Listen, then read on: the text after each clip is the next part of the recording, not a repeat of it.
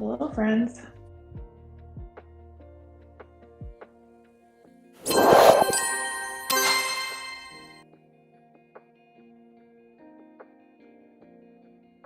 Hello there.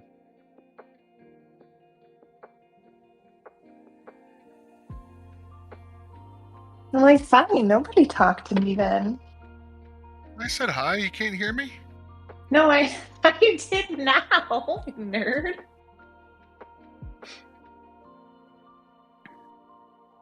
I see you even got me 6 to join us. Yeah, playing around. It's working okay though. Yes. What does Me6 do in voice channels? It does basically like the weasels, the recording stuff. But it does an MP3, which isn't great. But this one actually works better than the other one. I tried Pawa's recording sucked really bad. It's so far this one's working rather well.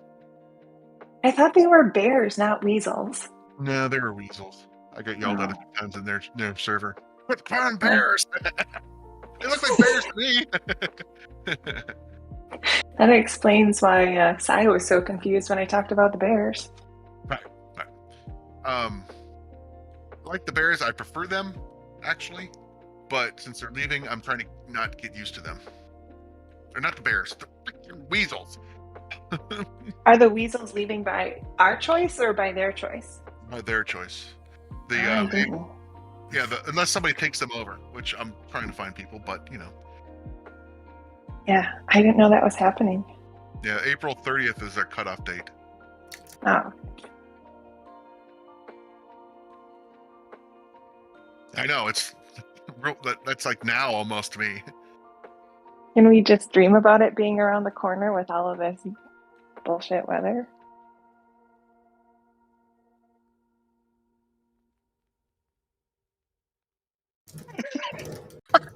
Hey, what is up, lunchers? Hey, Willie. Hey, guys, how you doing? Sorry, I'm responding to this question in stage chat. Thanks for tagging me, GK.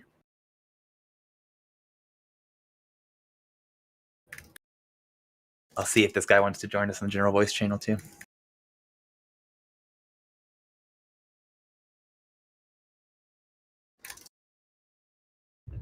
For anyone in the Denver area, are you guys getting this windstorm too? Dude, it is so windy. I'm afraid if I go outside, I will fly away. Yeah, our place is crazy. We've lost all the cushions off our patio furniture. Our umbrella fell over. Our trash blew away. Wait a minute. Did you get all the trash? The kids do, yeah. We'll have to. It's your time, and you guys are complaining about your patio. Yeah, he knows he's unmuted. He's talking about the weather. Yeah, I'm saying it's winter time, and everyone's complaining about patio furniture. It should be like 3 feet of snow. I don't know why you're complaining about patio furniture there, Fox. That's fair. We don't have the wind today, but we're supposed to get it tomorrow. So thanks for that preview. Yeah, I know. Like when that last bit of storms went through, the tornadoes and stuff, and the high winds last week. I think it was last Friday or something like that. I know. I spoke to some of my family, and they said that they had like power out in New York State and all kinds of crazy wind damage stuff from that.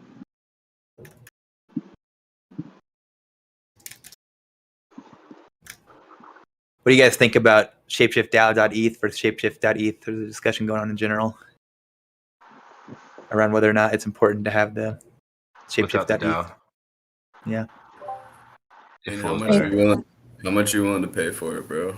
Because I mean, for an asset, it might be good to have just because of the name, but for actual website, I mean, ETH is pretty dedicated to the wallet aspect of it, but so I guess it makes sense being that we're on ETH, but at the same time, I could definitely see us doing like crypto or blockchain or something, something like that, but I don't know.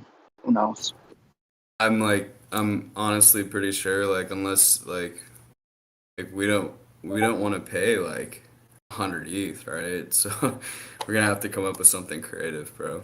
Because like I think it would like I don't know. I was thinking like it'd be cool to offer them like some sort of like we could even make them like a Fox offer, like try to get a hold of them somehow or something and figure Yeah, I think something we should out. But I talk to like, them. yeah, And I I like the find idea it of a like Fox offer too, instead of ETH. I bet looking at this person, they're clearly a whale. And so if we could make them an offer in Fox, I bet they'd be likely to accept that, knowing that they can help support Fox and then hopefully would be a long-term holder. yeah, I agree. Was it the show by like before? Never was, you're cutting out. For a long time. Is he driving through a I was tunnel? just say, yeah, I'm driving. Yeah. Long hole. Yeah, it's not working at all, man. Travel. It does Yeah, sound like unfortunately, we can't hear you. We could try again in a bit, never was. Okay. So Cool, it seems well- to me that if we haven't contacted the person who owns it, then it may be a little too early to have this discussion. We don't have numbers, right? Yeah, well, we have contacted we've tried to contact the person, and unfortunately, like we don't have just like an email address for them. But you're right, Seth. The next step is just to see if we can get a hold of the owner, and I think it's worth spending a little bit of effort to see if we can get in contact with them and see if they're open to striking a deal. Right. Enough people care about it that we should go to the next step. Agreed. I mean, we could discuss how much we're willing to pay right now. I think the number is going to be a little bit too high for people to be able to digest. I really think it's going to be like if we don't get in touch with them and like try to like really talk to them and like give them some sort of like, hey, like can you be a part of our community? Like or we'll give you a really really badass offer. Like we'd really like this asset. I don't think we're going to get like a good deal. It's going to be like 100 ETH. At one point, they did list it for 10 ETH for sale. So yeah, I agree. Yeah. I think we should talk to them, and we're probably the best potential buyers out there, right? So we do have some leverage. It's not just like if we don't buy it for 100 ETH, someone else is going to buy it for 100 ETH. So I think it'll be good. What to about chat. SSDAO.eth? Oh, Oh yeah, maybe we can even get something cooler. Oh. Fox.eth. Sorry, never was. We still can't hear you at all.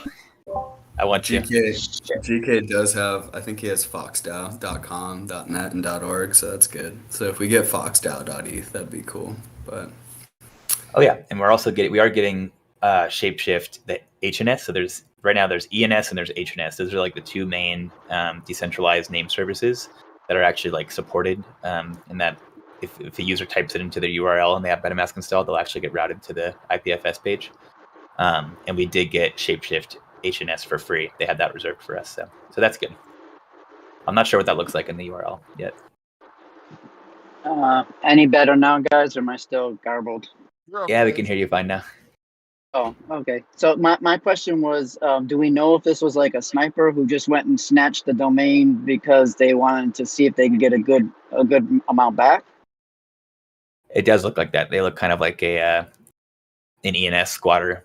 They also grabbed like bnb.eth and mana.eth. Yeah, I don't know if I would be like inclined to pay them a lot of money and reward them for being a squatter, but at the same time, if it's an important address, I mean, there are other options out there, like you were saying, Willie. And then also, I know that like Unlimited Domain, I think that's the other one. Sorry, has like dot blockchain and dot cryptocurrency or dot crypto and stuff like that. Those might be alternatives, possibly. holy smokes, you see ETH right now, dude? It's ripping. Really Oh yeah, bad. check it out. Yeah, we're about to go back over 4. It looks like. Let's go. Cool. I want to open it up for questions. We've also got at least one question in the Ask Anything forum. But I just invited, is it Arashi? I just invited Arashi from the MetaFactory community. They just posted in the stage chat and have a interesting proposal, and figured this is the perfect opportunity to kind of give a high-level overview to the community. Yeah, cool. Thank you. So MetaFactory is great. I absolutely love them. One of the things that is kind of the selling point for working with collaboration partners is that it does not cost our collaboration partners anything to work with us. anything to produce the merchandise or anything to distribute the merchandise.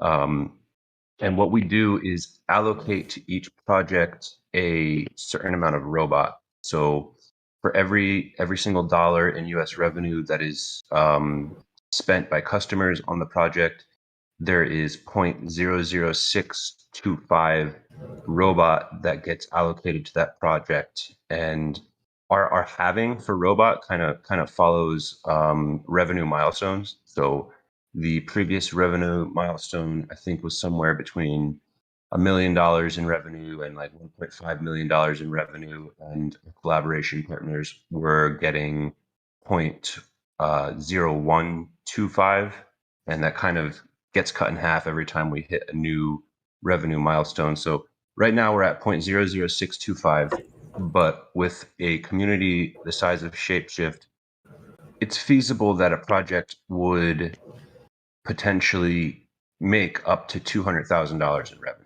So that might be a little bit high of a number, but I'm just going to provide you this example. So if a project did generate $200,000 in revenue, that project would have 1,250 robot coins allocated to the project. What we do is we give our collaboration partners 70% of that allocation. So that would result in 875 robot tokens being given to the ShapeShift treasury. From there, you can stake it, provide liquidity. There's a gear token that you would earn for providing that liquidity, or you can use it to participate in the MetaFactory governance. Some of the cool features that are coming out are curation of new project drops. So that's currently handled by people who are the core contributors of MetaFactory, kind of deciding on the fly who we want to work with. Right now, our inbox is absolutely flooded, and we don't have the bandwidth to keep up with everyone who wants to work with us. But we also have people such as myself who kind of go out and talk to other communities that would be like a no-brainer to work with. So ShapeShift would definitely be one of those communities that would be like, yeah, we'll take you, even though we're kind of at our bandwidth and not accepting the majority of people who put in an inquiry with us. So that being said, again, it would be a no-cost solution for ShapeShift. It would be limited edition merchandise. You would earn a decent amount of robot. Some of the things you'll be able to do with that robot are eventually we're going to gamify the project curation process. So rather than our core contributors handling who we're going to work with, we're going to decentralize that process to the community of robot holders. We're also going to be introducing a staking mechanism to the robot coin where new project drops, robot holders will be able to stake their coins to that drop.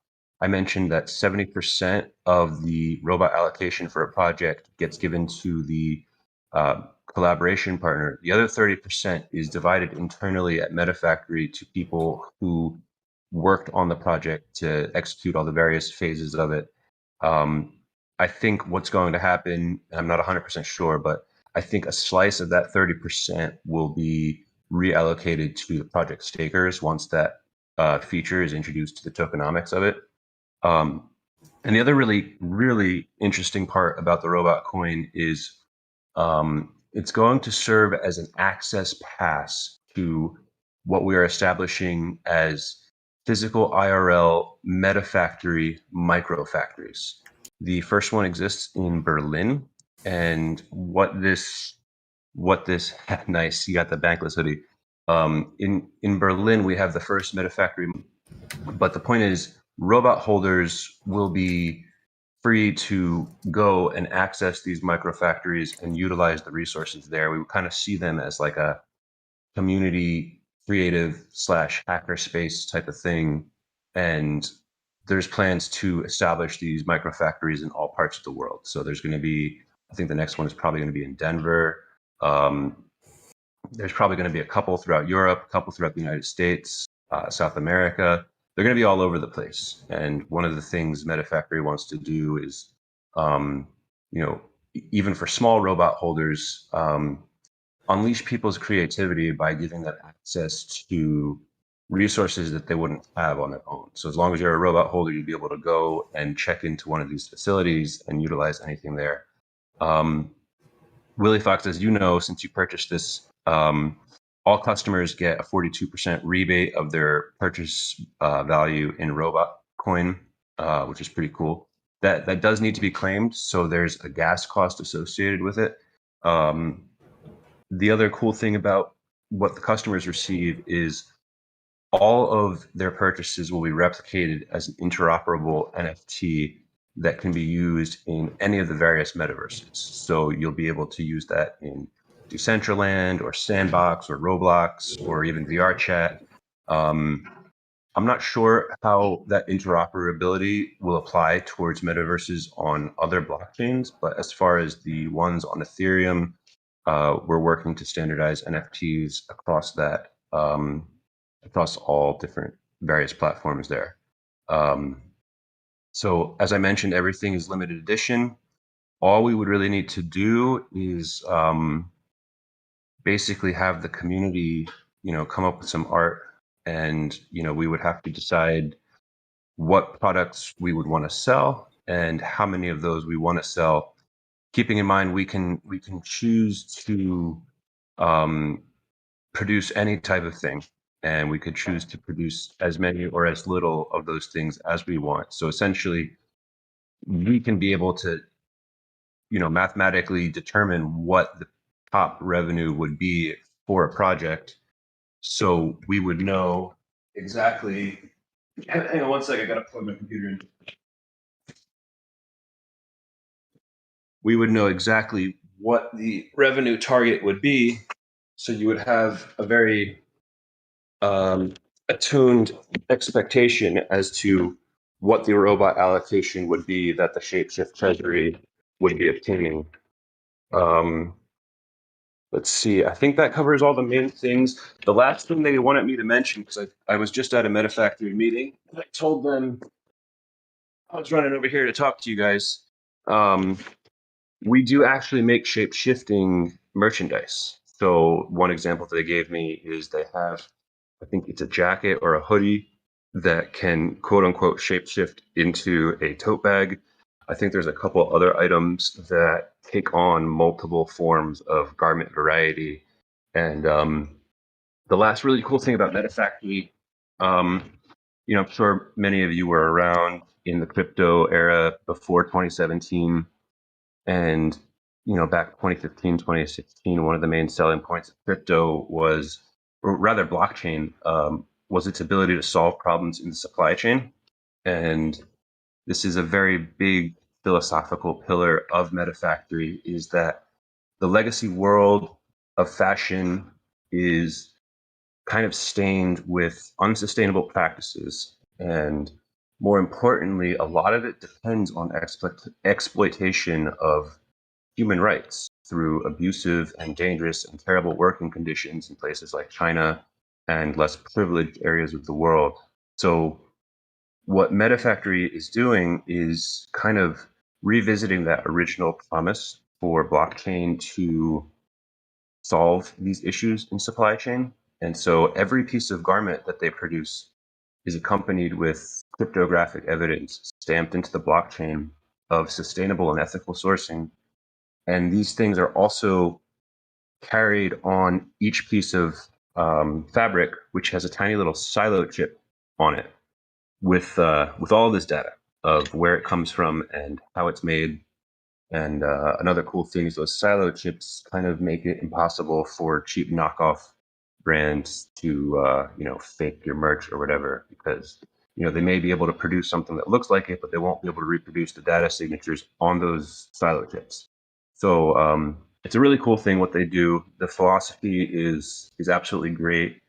They're trying to proliferate their supply chain model into other industries. We've had these kind of funny discussions like, hey, can we decentralize publishing? Can we decentralize insurance? Like, what can we do with our model?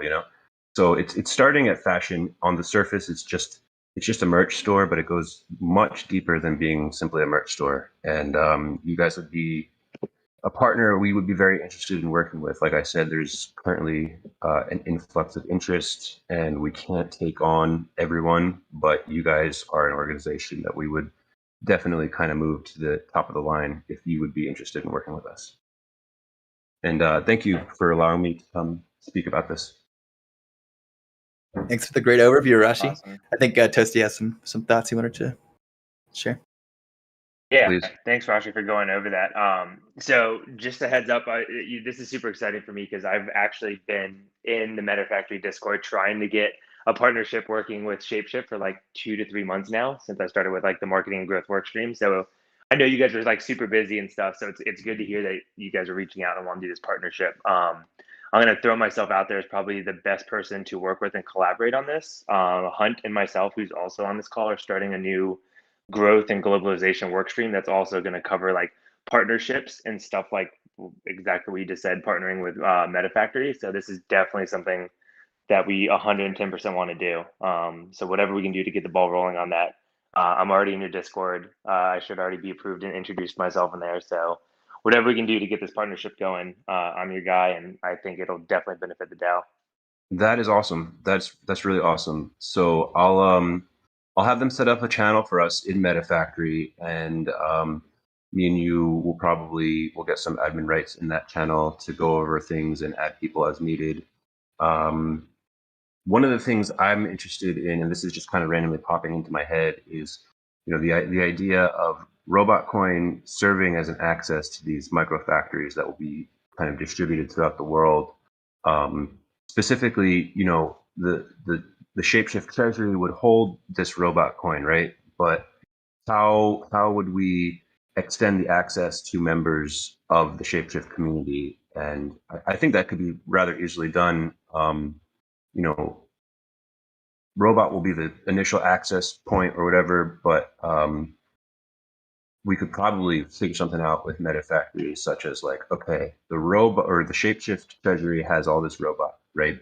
And they're not going to kind of distribute this robot coin to individual members on a case-by-case basis so they can go check into micro factories, because that'd be kind of ridiculous, right? But maybe it could be worked out where, ShapeShift has this robot coin, and then we can extend that access to the micro factories by holding Fox token, which would be like a mutually beneficial thing for both sides. But that's kind of a conversation we would figure out later. It's just randomly popping into my head as something to talk about in the future.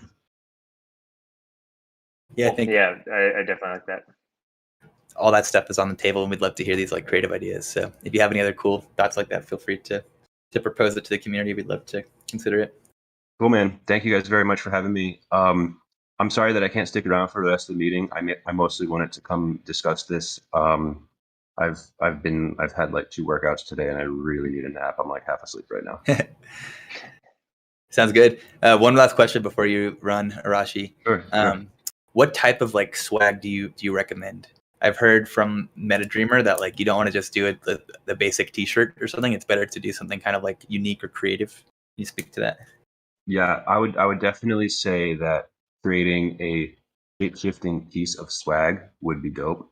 I was not aware that we did this type of thing where you had like a piece of fabric that serves as a hoodie but then can transform into a tote bag. I think they have a couple other things like this. But I would definitely say go with 1 or 2 things that are shape-shifting. I would also say, everyone wants a hoodie. They were actually kind of discussing like the oversaturation of hoodies in our collection.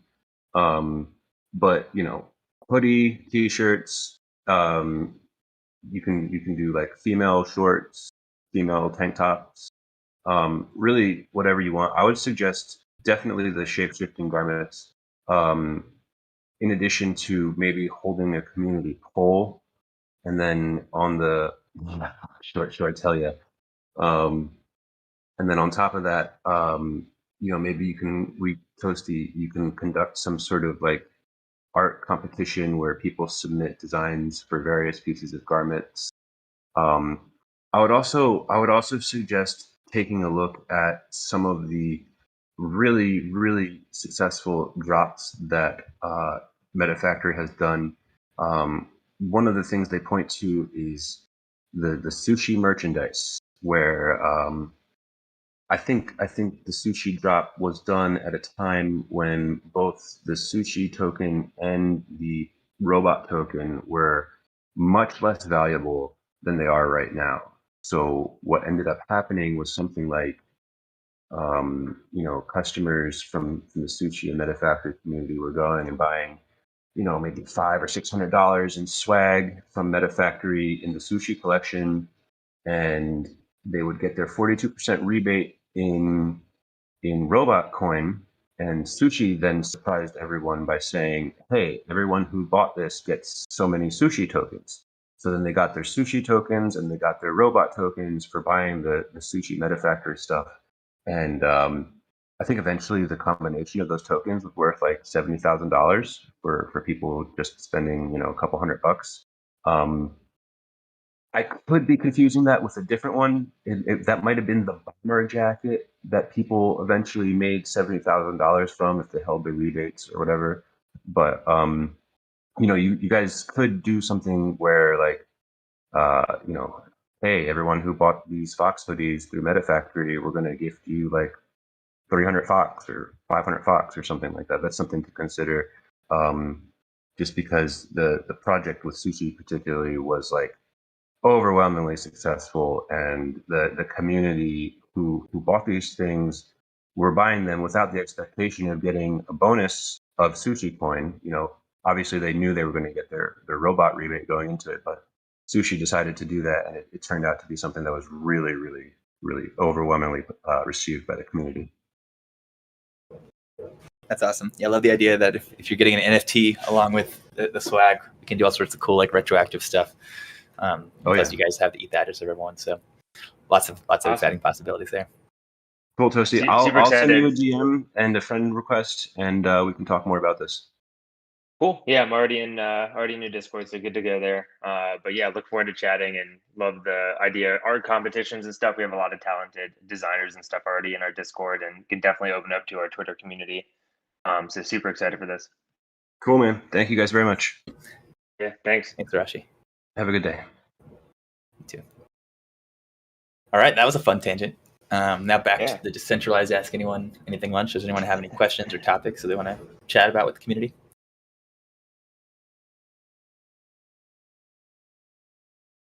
Anything is fair game. So I figured I would mention that my coordinate proposal is now up on Snapshot. Nice. You can plug that too, bro. That's cool. Congrats. Mm-hmm. Great plug, Mr. Nerdhair. I'm going to check that out right now. I'll post the link in the stage chat too. All right. Any other questions or topics?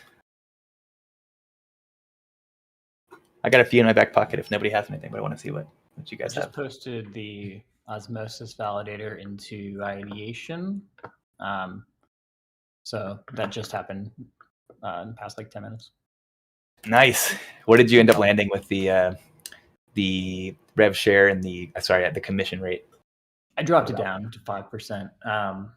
It was when I saw that 75 of the 100 are at that. It seems that is the norm and kind of has to be followed.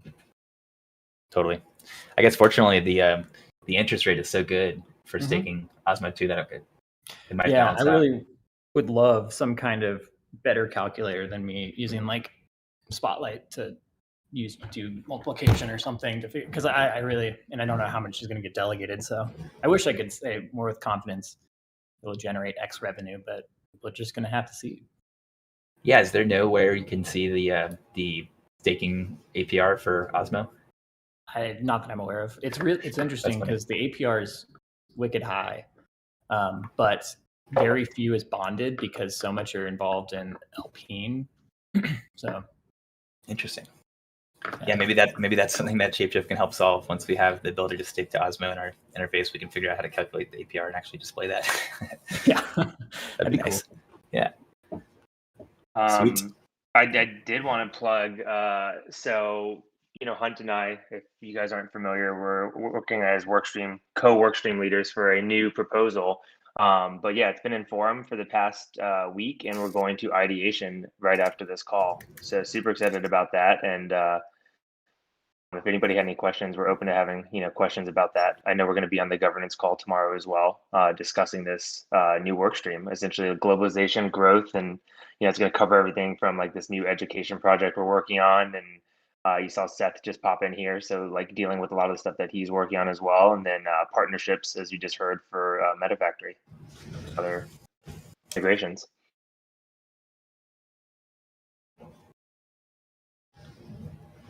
Super exciting. Any questions about this growth or globalization workstream proposal?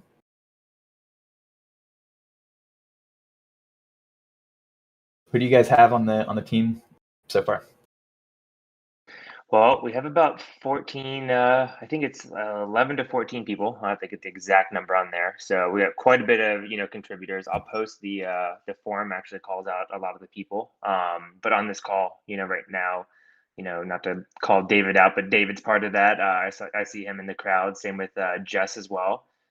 Seth, the Smith, who's been here before, but not necessarily on this call, and obviously Hunt and myself, and then a few content contributors, a lot of the globalization side, and we're still building that out quite a bit. But yeah, a few people actually on this call or on this proposal, so super excited that they joined, and just wanted to plug that a little bit before we go to ideation today. Yeah, Nice. Sounds like a solid crew. We have like Firebombs on there. I think he's like who LPX like is going with French. So like yeah, there's LPX Firebomb. I'm not too sure who he's using for like his Japanese translations. I know he has somebody that's like super reliable. For LATAM, I think it's Vlad, JP, Benitez. God, there's a few, and like it keeps expanding because the Smith has like multiple like people that are working bounties coming from like these new communities that he's like the AMA that he did yesterday. I guess he already has like a ton of new people that want to like work with him. So like I expect that to expand pretty significantly. I hope that it doesn't expand so fast that I have to like go back and like address like the budget situation, but like they're doing like some really cool stuff. I think the Smith came up with like an event budget. Like he started to like plan like possible events like next year. I think BitConf, and there's another one, I think RoadSec. And I think like he already has like contacts and already has like tiered out like sponsorship opportunities and stuff, and it's really like inexpensive. Like the floor price for I think RoadSec is like 2K to be a sponsor. So it's like there's these like no-brainer opportunities to like try to build brand down there that I don't think we've necessarily had before, or I don't think you guys had at Centralized had the opportunity to like explore. So it'll be cool to see what they do. Pretty stoked, man. Yeah. The big thing for me on there too that kind of came in towards the end was the DAO education sector. So the education map, I'm working on that. And Willie, as you know, that's something we've been working on at Centralized or wanted to for a long time, just like the education factor just around crypto in general, but also non-custodial and just kind of everything ShapeShift stands for. But now that we have so much more information, so much stuff as we're like kind of leading the roadmap of like what it is to be a DAO in this uncharted space. Like the education part of it is super exciting to like for me, and I'm glad to have David, Jess, and Seth on that. So super exciting there. Yeah, are you guys planning to join this call at 2 p.m. with Lobby to get a demo of Lobby? I believe it's on my calendar. Cool. Yeah, I'm gonna be there for sure. Sweet. What Yeah, call? anyone who's it's with Lobby. It's set it up and invited the info and globalization workstream. Anyone's of course welcome to join. We're about to get a demo of lobby.so. I'll post the link in the stage chat. It's a really cool tool, and basically it's like a wiki for DAOs. Yeah, it could be a great place for us to post a bunch of this informational educational stuff, but also we don't necessarily have to do it all ourselves. Like there's probably, we don't need 20 different articles on like what a secret recovery phrase is, right? So could be some cool opportunity to collaborate with other DAOs and the broader ecosystem and just point users here where they can get like all their questions answered, including all the stuff about ShapeShift. Yeah, and to like touch on the education project too, I'm stoked on like how much it could help like support and like Tyler and operations and stuff too. Like there's so many facets of like what Jess is planning. Like it's a pretty elaborate like education like plan. I don't know if everybody's looked at the slides that they came up with, but I'm super excited for that as well, Toasty. It'll be really good for like the entire ecosystem. It'll remove like friction in onboarding. I don't think people will be as confused, and it'll be pretty cool to like figure out what people really want to know when they come here. So. Yeah, and if anyone has questions, you can always message me too. We've talked a little bit on our team about how the roadmap and slides kind of look like it's from the 90s and created by a 7th grader. So hopefully you can see beyond the look of it and see what the idea is. But if you do have questions about it, you can ask me or David or Seth or anyone about it. Hey, Sweet. nothing wrong with the 90s. That's right. Okay. Well, thank you, because yeah, it looks like a project I gave on PowerPoint in middle school for sure. Nothing wrong with the 80s either. Yeah. Just quick question. So when the proposal's released, is this going to have like the budget for all of this that you're discussing now, like these different teams and different areas, like the learning area and education and stuff like that? Or I mean, are these salaries? Yeah. Okay. Are No, these salaries or... Okay. Go ahead. Some of them are, yeah, no, some are salaries, some is kind of bounty work. So it's actually already, Hunt did a great job of, breaking down this, all of the, money and stuff in there and all the budgeting. So that's actually already included in the forum post that I linked above as well. So if you want to take a rough look at that, there, it has, the budget, essentially the growth and globalization budget is already posted in there as an Excel sheet. And then that's going to be an ideation. As he mentioned, we might need to switch up, add a little bit more here and there, or take some away right before we go to proposal. But that's going to, come to fruition in the ideation stage. So yeah, you can definitely go take a look at that. Cool. Thanks. Yeah. One question that I think could be useful for the community. We used to have, marketing and growth were combined. Now there's a proposal for growth to become a separate work stream and also combined with the info and globalization work stream. How should community members, distinguish the two? If we have like a marketing need or a growth need, like what's some advice for how we can know which work stream to reach out to? Yeah, so we're gonna have a full AMA around this, thanks to Tyler for like getting that set up and everything. So I think that's gonna happen on the 21st of December, and that's gonna be a little bit more full-fledged. I think by that point, the marketing work stream, if that's Pete, we'll have hopefully his proposal up by then, at least an ideation, so we could discuss this a little bit more. But in general, like what we're feeling overall is a lot of the globalization stuff that Hunt is going to be tackling and education stuff that'll kind of fall under our plate. But what we like to think of is this is more of like partnerships and kind of like branding, tone, and voice. Like we're still going to be sharing Twitter with the traditional marketing side, but our focus is going to be mainly on what we just had happen with MetaFactory. So if there's an integration, a partnership, something that we want to, that necessarily doesn't maybe reach out to you first, Willie, and say, hey, can you guys put this in there? If it's more of like cross collaboration streams, cross marketing, that's going to fall under us a little bit with growth. Our job is going to be mainly, carrying that voice and the brand of the DAO over through all of our products, working closely with the product team, making sure like visually everything's aligned, working with the marketing team, making sure all the comms and the communities that they're setting up are aligned with the DAO. So we're just going to kind of be that entity that oversees a lot of these, but you can mostly think of us as a lot of integrations, partnerships, trying to cover a lot of ground, make sure a lot of there's content out there. So if there's a specific need for marketing, like, hey, we need to, send out the specific tweet, that'll probably fall under marketing for the most part. But if it's around brand coordination and strategy or a globalization thing that we're trying to reach, that'll fall under us. I hope that makes sense. I wanted to hop in here Go ahead, too and clarify. I don't think that meeting might have some AMA aspect to it, but I also think that it should serve us as a good kind of almost retro about the marketing and growth workstream proposal that was passed and the globalization proposal that were passed. And now that we're kind of revamping the work streams themselves, I not to push against it or anything like that, but just to more inform the community about why we're making these decisions to now split them in the ways that we have. I think it would be really good to do a meeting where we get everyone together and talk about what went well, what didn't go well, and why we are choosing this new direction for all of the work streams combined. And I think you guys did a really good first half of that in your proposal on the forum post to describe what's going on with growth and what's going on with the merger. I think that there's probably going to be a post from Pete coming out soon, or maybe it did hit the forum already to talk about marketing. But I think it would definitely be worthwhile for us to talk about why we're making these decisions in a more open forum as well. Yeah, I'm definitely looking forward to that, and I think that makes a lot of sense. And Hunt and I are definitely ready. One thing we wanted to touch on a little bit too, that's kind of unique, is this is going to be a work stream that's co-led with two people. So when we were really strategizing this and kind of wanted to see what the top down would look like, we wanted to have two people at the top that necessarily may not agree on everything, that kind of have to work together, because that's essentially what the community in the DAO is doing right now.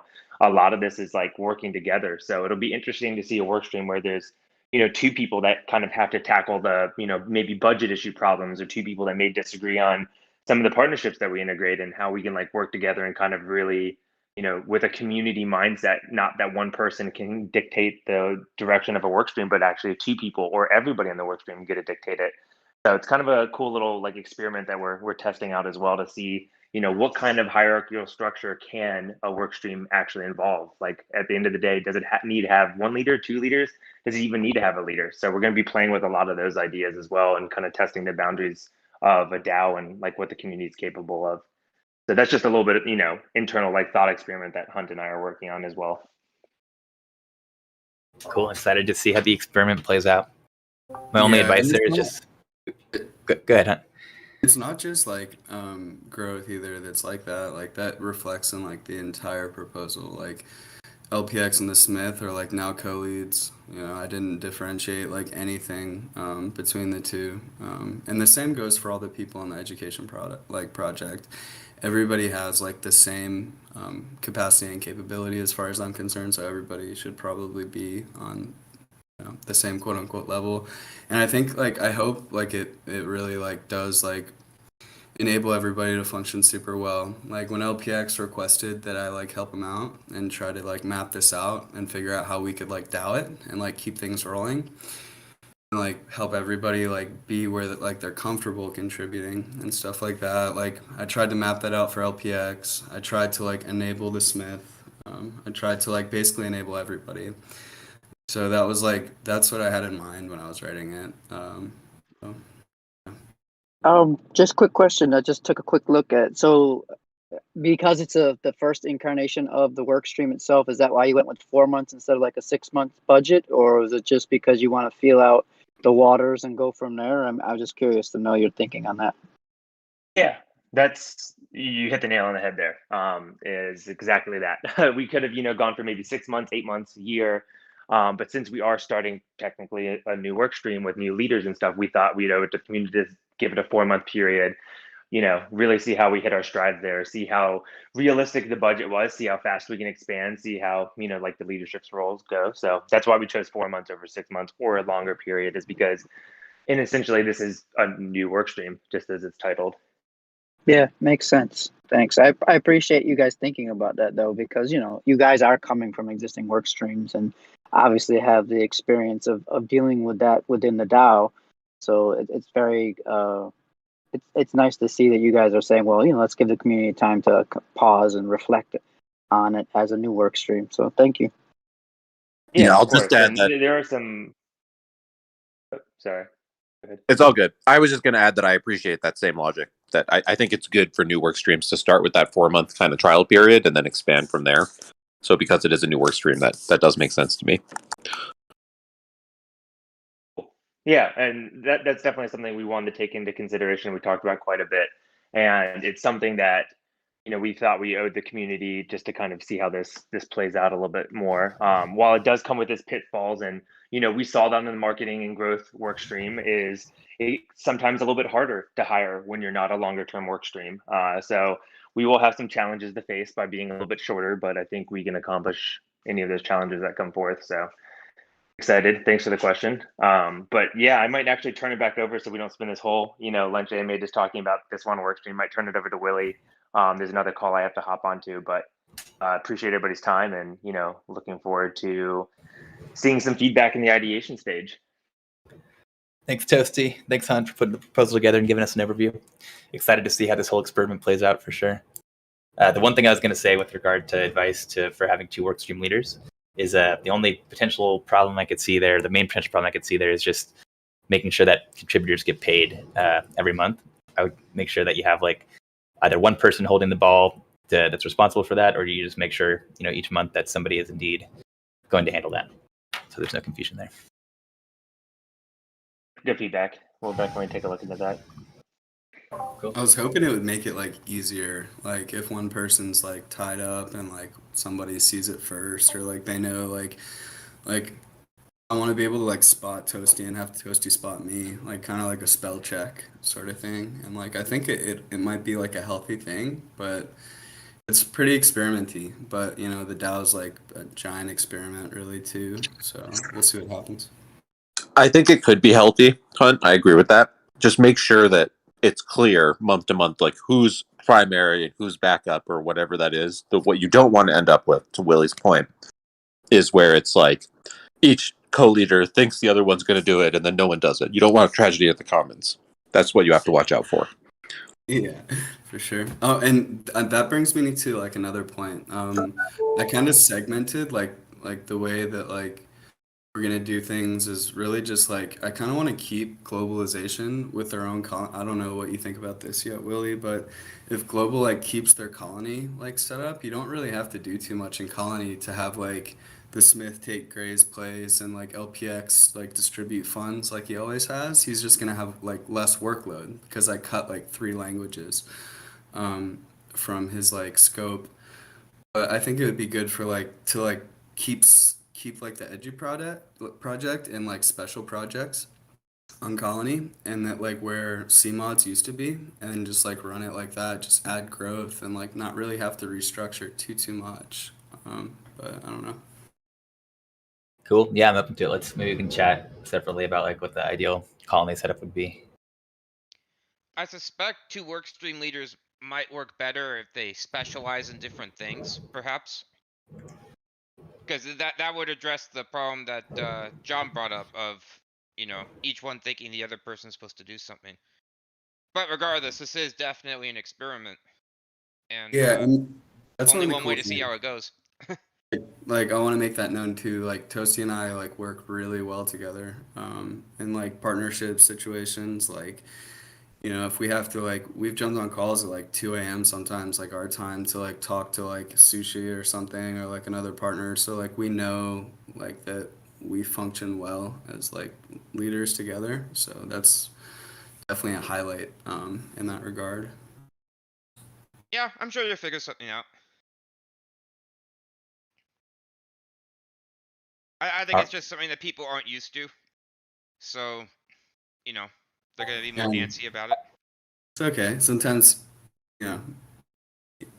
you have to like do things that are uncomfortable at first to like get somewhere cool, maybe.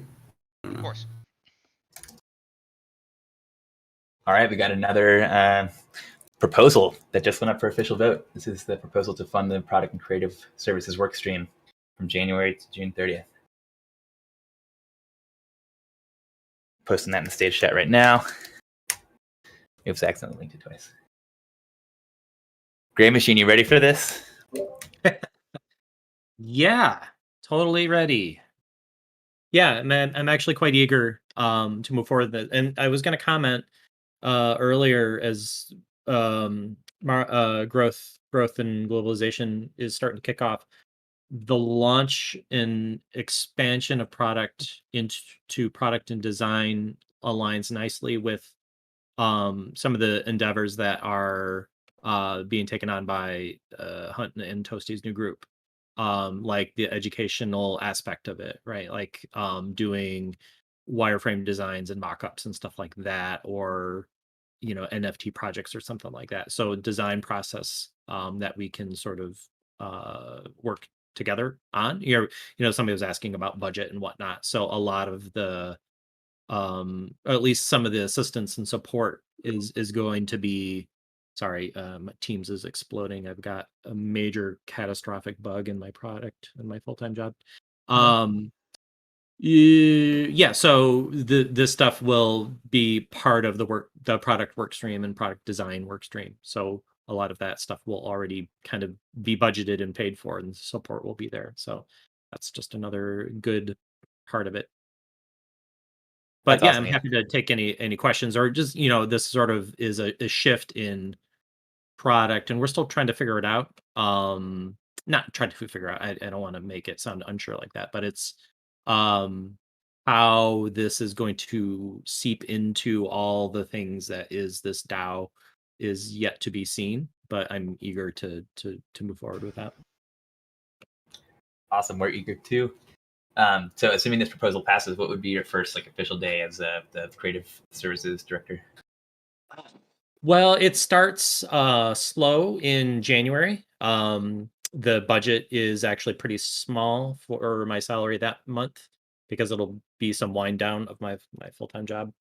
So I'm still kind of waiting for the proposal to actually pass. So I'm anticipating February 1 is the first, full app, real full-time day. That's my current plan. Awesome, looking forward to it, and just in time for ETHDenver. Nice, yeah, exactly. I got my ticket. I gotta figure out the rest of it. Who else is coming out for ETHDenver?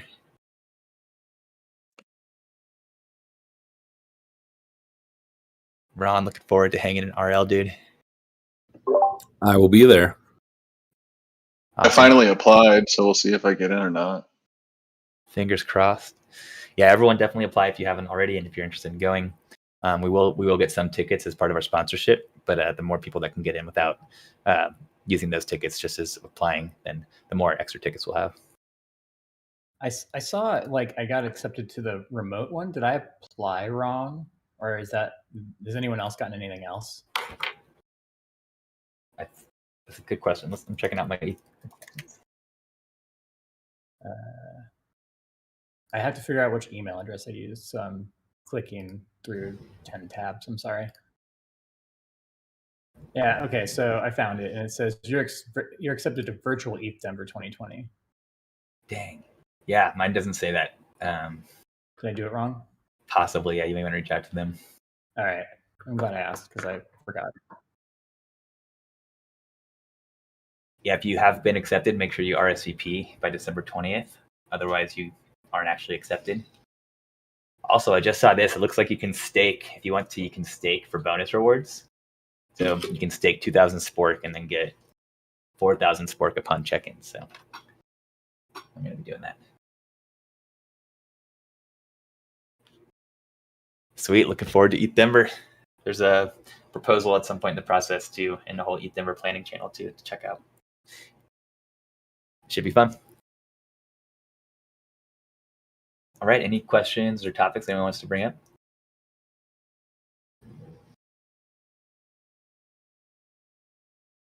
Ron, how is the and Miss? I think you guys are working on revising the governance process. How's that coming along?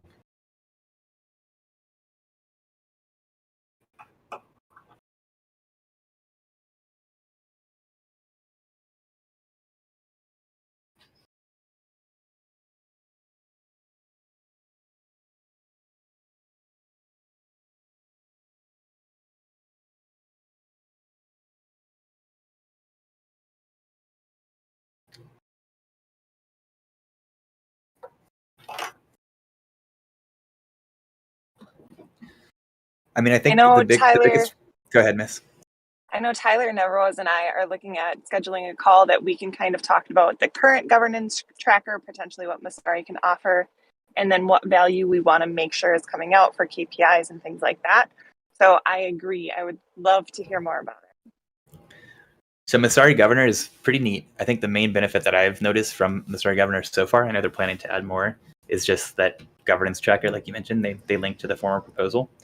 That's pretty cool, but the thing is that if you're on Snapshot or if you're on Boardroom, you're not going to see that. what do you guys think of just like including as part of the governance process, just requirements at every step to link towards the prior discussions, basically? So that way, even if someone's not using the Sorry Governor and they go to Snapshot, they'll still see that nice little link to the prior discussions. I love the idea of a paper trail. I've been going in and adding that manually when I update, it moved to ideation. I go into ideation and, post the link to the forum and vice versa. So I'm trying to do that, but obviously the boardroom and the snapshot I won't be able to do. So I love that idea. Yeah, that's awesome. Because then you've been doing a great job doing it manually. Now we can just, as we revise the governance process, maybe we can place that burden on the proposer. And then that'll be nice. We'll have this really nice paper trail, which as far as I can tell, that's the main thing that you get from Sorry Governor. Were there any other like cool benefits you guys noticed on the call yesterday?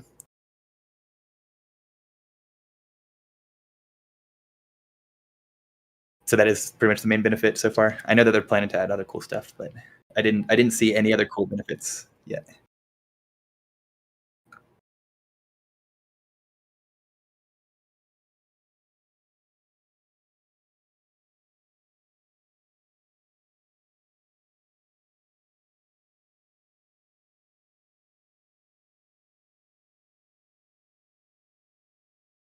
They said that it was they control it though right now. Correct. Yep, that was the word. Yep. Yeah, I'm not convinced yet that we should switch over from Boardroom over to Sorry Governor. I think we do get some more features on Boardroom, and especially once they bring ideation back, which it is coming one day. It will be back. That'll be nice. Yeah.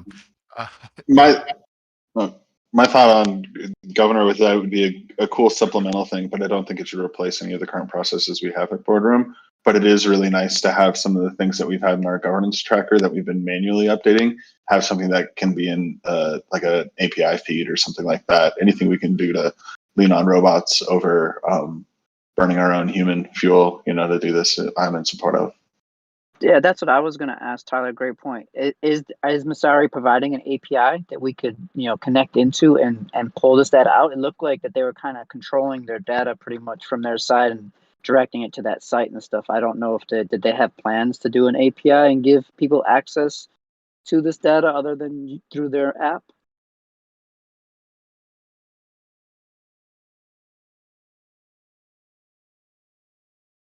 Was I on mute? No, we heard you, never was. Oh, okay. I haven't dug in to see if the API is available, but even just filtering whatever we need to get our own information out of that would be beneficial and just save some of Mrs. time or whoever else is working on that tracker right now. And correct me if I'm wrong, but I believe there was conversation about what would be put in the dashboard as well. I think we have a meeting coming up about that. I would be curious to see kind of how all these pieces are going to play together. Yeah, I mean, I think as long as we can, if we update the governance process to, require proposers to link to the prior conversations, then even just as simple as like, showing the active and recent proposals on that dashboard would be cool. And, we can get that from either the Snapshot API or the Boardroom API. We wouldn't need the Governor API to do that. If the Governor thing does things, we could take that off the list as well of things we got to do. So. Yeah, but it's still, it's still a manual process right now. And right now they're having somebody else come basically and like some scribe go and find the former conversations and link them all together, which is free right now, but it's probably not going to be free for forever. So yeah, I'm not sure it makes sense to outsource that to some other person if we can just have the proposer do it themselves.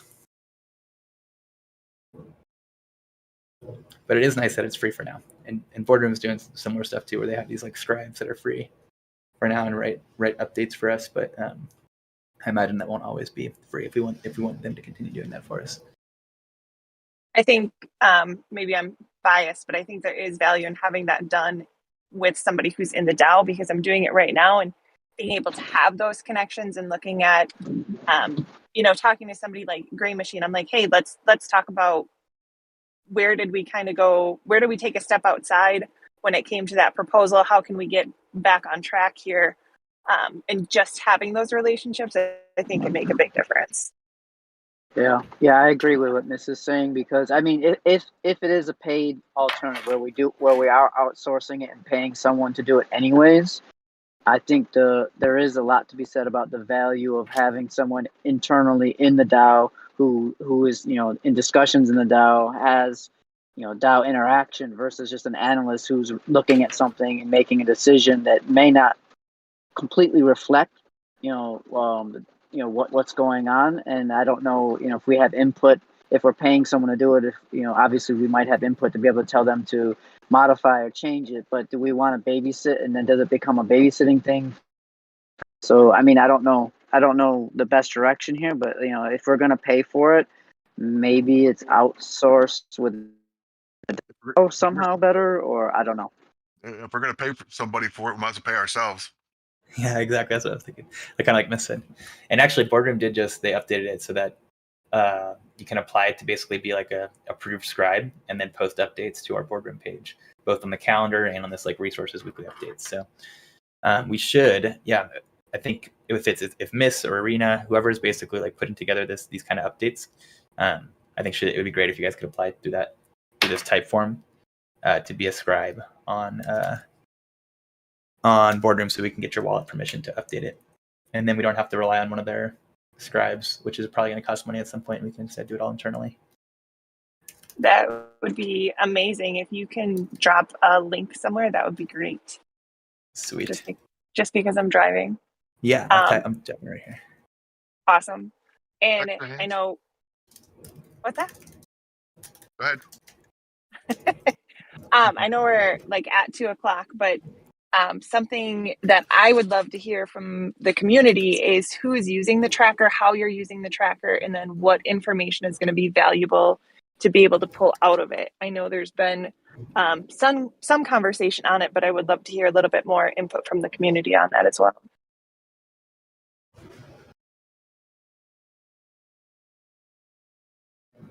I actually got to hop to another meeting, but you guys are welcome to hang out here and continue chatting about stuff. Otherwise, I will see you guys next week, or I'll see some of you guys at this lobby demo in 1 hour. Thanks for a great lunch, everybody.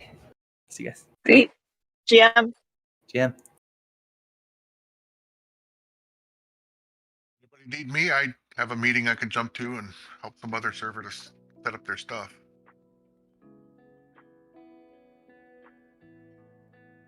Anybody? No? Talk to all of you.